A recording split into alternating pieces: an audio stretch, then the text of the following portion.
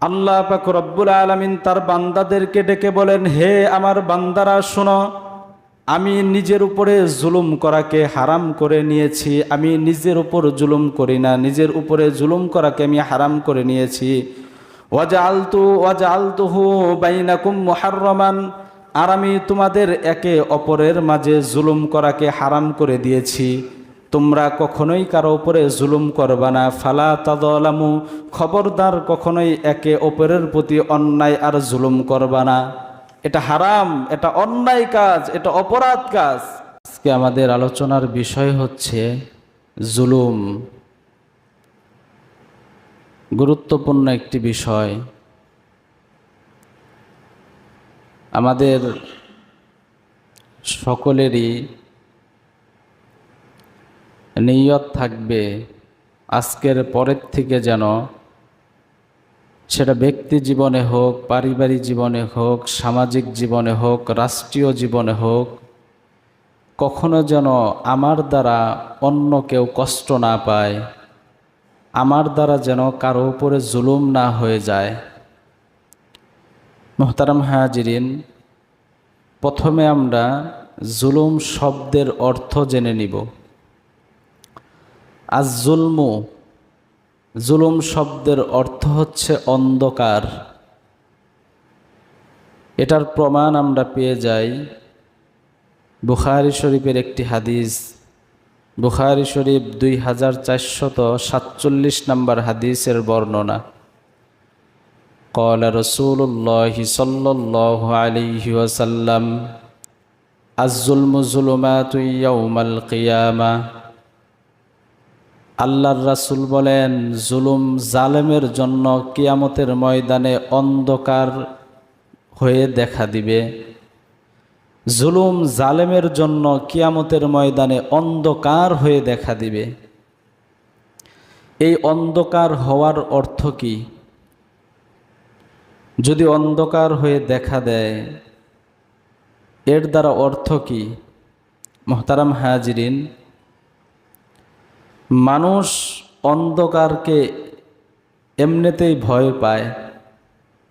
অন্ধকার রাত্রিতে কেউ কোনো জায়গায় বের হইতে চায় না, ভয় পায়। কিয়ামতের ময়দানে এমন একটা ভয়াবহ অবস্থা হবে, যেই অবস্থায় যেই ব্যক্তি জুলুম করেছে মানুষের উপরে, কিয়ামতের ময়দানে সে শুধু অন্ধকার দেখতে পাবে। যখন সে পুলসিরাতের পুল পারি হবে, এমনিতেই তো সেখানে অন্ধকার থাকবে, এমনিতেই সেখানে অন্ধকার থাকবে। আর যখন সে জুলুম করেছে, তখন ওই অন্ধকারের সাথে আরও অন্ধকার যুক্ত হয়ে অনেক বেশি অন্ধকার হয়ে যাবে। কিয়ামতের ময়দানে যারা জুলুম করবে, তাদেরকে জুলুমের কালো চশমা পরিয়ে দেওয়া হবে। সে পুলসিরাতের পুল পারি হওয়ার জন্য কোনো আলো পাবে না। সে মিজানের সামনে তার আমলনামা দেখার জন্য কোনো আলো পাবে না। সে হাউজে কাউসারে যখন আল্লাহর রাসূলের হাতে পানি পান করবে, পানি পান যে করবে, আল্লাহর রাসূলকে সে দেখতেই পারবে না। আল্লাহ রাসূল হাদিসের ভিতরে বলেন, আয-যুলমু যুলুমাতু ইয়াউমাল কিয়ামাহ, জালেমের জন্য জুলুম কিয়ামতের ময়দানে অন্ধকার ভয়াবহ হয়ে দেখা দিবে। তাহলে আমরা এই হাদিস থেকে জানতে পারলাম, জুলুমের শাব্দিক অর্থ হচ্ছে অন্ধকার। পারিভাষিক অর্থে জুলুম বলা হয় আয-যুলমু ওয়াজআ আশ-শাই ফি গায়রি মাওযিহি। কোনো, একদম বাংলা অর্থ বলে দিচ্ছি, কোনো অযোগ্য জিনিসকে যোগ্য জায়গায় স্থাপন করা। আপনাদেরকে সহজে বোঝানোর জন্য বলি, ধরেন, কি দিয়া বুঝামো? আচ্ছা, ধরেন একটা চাকরি নিতে এসএসসি পাশের প্রয়োজন, যে কোনো একটা চাকরি ধরেন। তো একটা লোক সে এসএসসি পাশ করে নাই, আপনার ক্ষমতা আছে, জোর আছে, তাকে আপনি চাকরি দিয়ে দিলেন। অথচ ওই চাকরিটা নেওয়ার জন্য এসএসসি পাশের প্রয়োজন ছিল, সে এসএসসি পাশ করে নাই, তারপরে আপনি তাকে কি করে দিলেন? চাকরি দিয়ে দিলেন। আপনি তার উপরে জুলুম করলেন, অন্যের উপরে আপনি জুলুম করলেন। এই চাকরিটা পাওয়ার হকদার অন্যজন ছিল। অনুরূপভাবে ধরেন কেউ পুলিশের চাকরি করবে, পুলিশের চাকরির জন্য ধরেন সাপোজ 5 ফিট 6 থেকে 7 ইঞ্চি লম্বা হতে হয়। তো একজন মানুষ 5 ফিট 6-7 ইঞ্চি লম্বা না, 5 ফুট 4 ইঞ্চি লম্বা, তো কিছু টাকা দিয়ে দিছে, আপনি তাকে চাকরি দিয়ে দিলেন। আপনি জুলুম করলেন, কিয়ামতের ময়দানে অন্ধকার হয়ে আপনার সামনে দেখা দিবে। এই জুলুম করা হচ্ছে হারাম। জুলুম করা কি ভাই? হারাম। মুসলিম শরীফ 2577 নম্বর হাদিসের বর্ণনা। এই হাদিসটি হচ্ছে হাদিসে কুদসি। আল্লাহ পাক রব্বুল আলামিন বলেন, ক্বালাল্লাহু তাবারাকা ওয়া তাআলা ইয়া ইবাদি ইন্নী হাররামতুমুজ যুলমা আলা নাফসি। আল্লাহ পাক রব্বুল আলামিন তার বান্দাদেরকে ডেকে বলেন, হে আমার বান্দারা শোনো, আমি নিজের উপরে জুলুম করাকে হারাম করে নিয়েছি। আমি নিজের উপর জুলুম করি না, নিজের উপরে জুলুম করাকে আমি হারাম করে নিয়েছি। ওয়াজআলতুহু বাইনাকুম মুহাররামান, আর আমি তোমাদের একে অপরের মাঝে জুলুম করাকে হারাম করে দিয়েছি। তোমরা কখনোই কারো উপরে জুলুম করবা না। ফালা তাযলামু, খবরদার কখনোই একে অপরের প্রতি অন্যায় আর জুলুম করবা না। এটা হারাম, এটা অন্যায় কাজ, এটা অপরাধ কাজ, জুলুম করা যাবে না। এই হাদিস থেকে আমরা জানতে পারলাম জুলুম করা হচ্ছে হারাম। বুখারী শরীফ 6723 নম্বর হাদিসের বর্ণনা।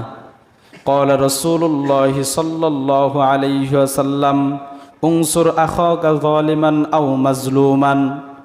আল্লাহর হাবিব বলেন, তোমার ভাই সে মাজলুম হোক অথবা জালেম হোক, তাকে তোমরা সাহায্য করো, তাকে তুমি সাহায্য করো।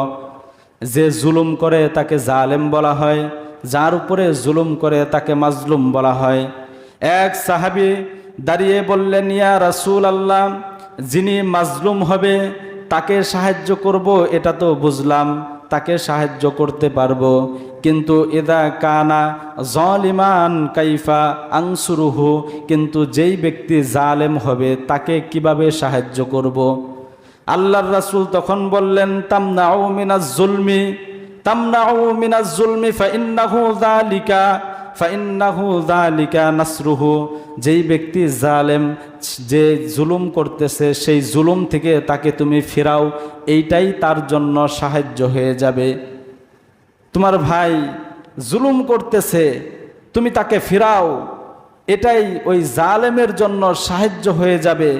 মজলুম, কারো উপরে জুলুম করা হচ্ছে, তুমি তাকে সাহায্য করো। জুলুম থেকে যেই ব্যক্তি জুলুম করতেছে তাকে বাধা প্রদান করো।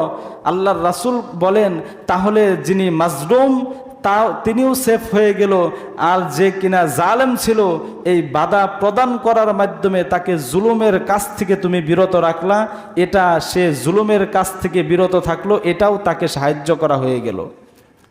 এজন্য মুহতারাম হাজরিন, কোথাও জুলুম হতে দেখলে যদি আপনার সামর্থ্য থাকে যে মাজলুম, এই মাজলুম ভাইকে সাহায্য করা, এটা তো আপনার দায়িত্ব।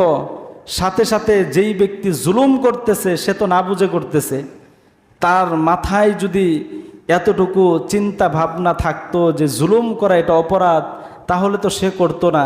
যেই ব্যক্তি জুলুম করতেছে ওই ব্যক্তিকে জুলুমের কাজের থেকে বাঁচানোর মাধ্যমে তার সাহায্য করা, আর এটাই হচ্ছে বড় সাহায্য।